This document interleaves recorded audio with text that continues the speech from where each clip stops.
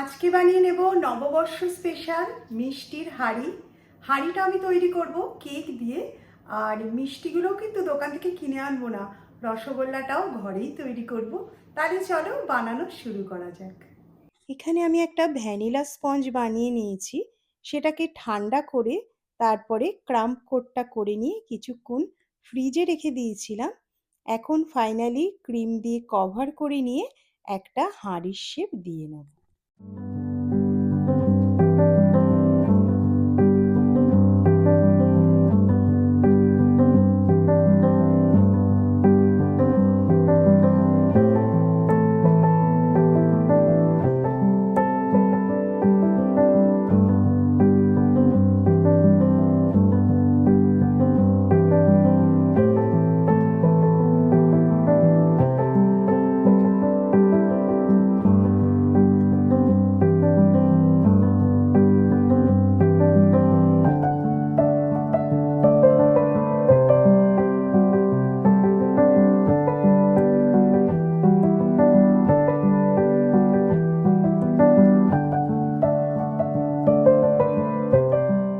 হাঁড়িটা এখন পুরোপুরি রেডি হয়ে গেছে, এইবার ফ্রিজে রেখে দেব এটাকে সেট হওয়ার জন্য।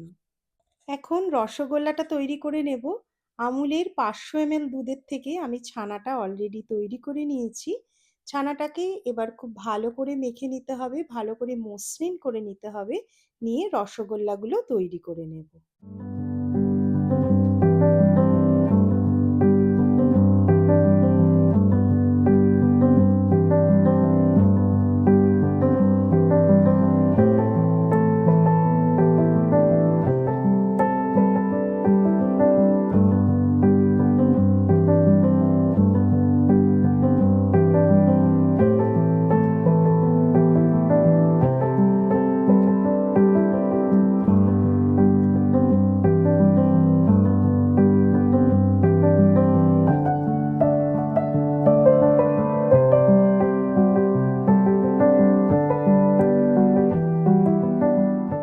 এখন রসগোল্লা বানানোর জন্য আগে চিনির শিরাটা তৈরি করে নেব।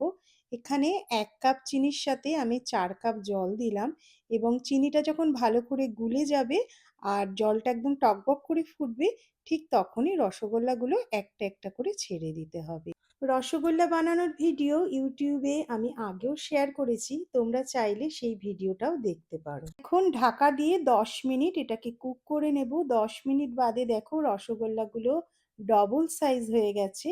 এখন 1 চামচ ময়দা অল্প একটু জলে গুলে পাতলা করে গুলে নিয়ে চামচে করে রসগোল্লার ওপর থেকে এটা দিয়ে দেব। এটা দিলে কি হবে, একটা সুন্দর ঝাঁক তৈরি হবে, এর ফলে রসগোল্লাগুলো ওপর থেকেও সেদ্ধ হবে এবং রসগোল্লাগুলো একদম গোল গোল তৈরি হবে। এখানে আমি টোটালি 16 থেকে 17 মিনিট মতো কুক করে নিয়েছি। এখন এই রসগোল্লাগুলোকে একটা পাতলা চিনির শিরার মধ্যে কিছুক্ষণের জন্য ডিপ করে রাখতে হবে। এই চিনির শিরাটা আমি 1/2 কাপ চিনি 1.5 কাপ জল দিয়ে তৈরি করে রেখেছিলাম এবং একটু ঠান্ডা করে নিয়েছি। এখন আমাদের মিষ্টির হাঁড়িটাও রেডি আর রসগোল্লাটাও রেডি হয়ে গেছে। তাহলে চলো ঝটপট হাঁড়ির মধ্যে রসগোল্লাগুলো ভরে ফেলি। রসগোল্লাগুলোকে একটুখানি অর্ধেক অর্ধেক করে নিয়ে তারপরে মিষ্টির হাঁড়ির ওপর এগুলোকে সুন্দর করে আমরা সাজিয়ে নেব।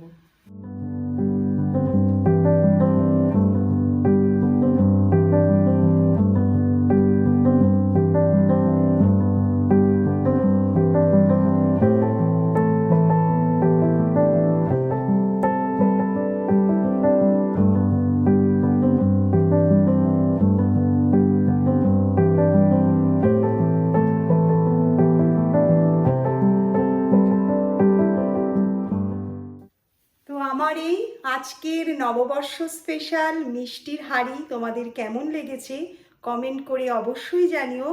আর সবাই অনেক ভালো থেকো, সুস্থ থেকো, আর অগ্রিম জানাই শুভ নববর্ষের প্রীতি, শুভেচ্ছা ও আন্তরিক অভিনন্দন। সবার বছরটা ভীষণ ভালো কাটুক। আবার দেখা হবে পরের ভিডিওতে।